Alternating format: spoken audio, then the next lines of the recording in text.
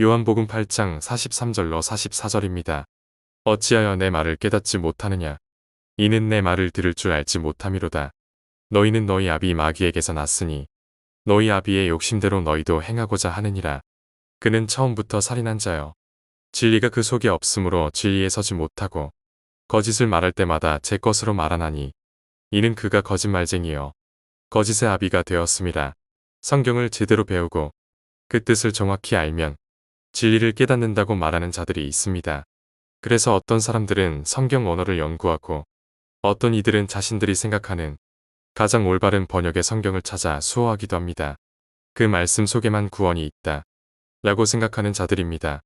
재미있는 사실은 성경을 누구보다도 잘 알고 그 본래의 뜻의 가장 정확한 의미를 파악하고 또 그 언어를 자기의 언어로 사용하고 있던 자들이 예수 그리스도를 십자가에 못 박은 자라는 사실입니다.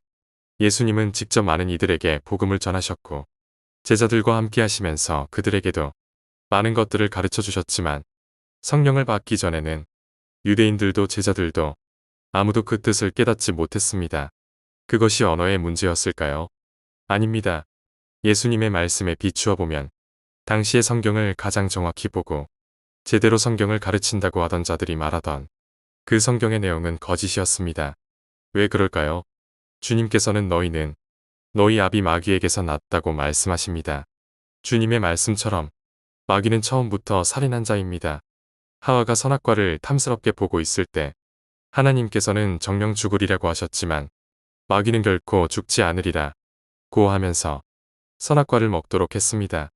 그 결과 육신은 죽지 않았지만 아담과 하와는 완전히 죽었습니다. 사람들은 자신이 하나님의 말씀대로 완전히 죽었다는 사실조차도 깨닫지 못합니다. 그래서 어떤 노력으로도 진리를 깨달을 수 없고 진리 안에 서지 못한다는 사실도 인정하지 않습니다.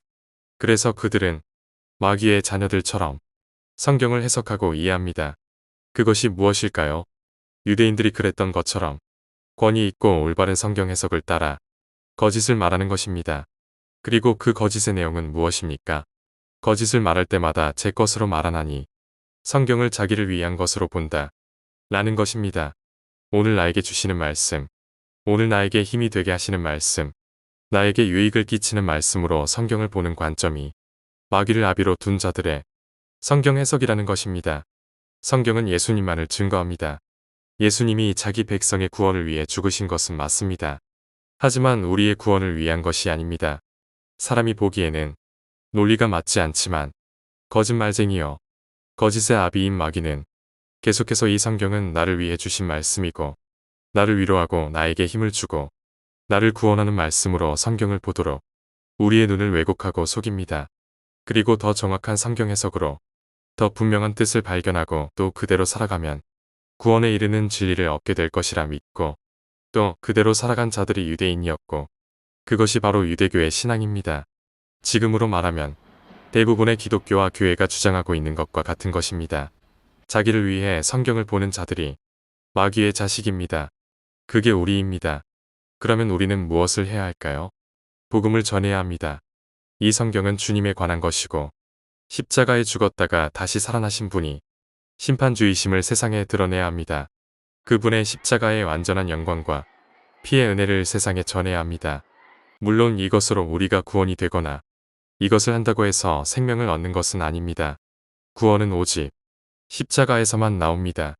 성령을 받은 자는 성부와 성자와 성령께서 그러셨던 것처럼 예수 그리스도만을 증거합니다.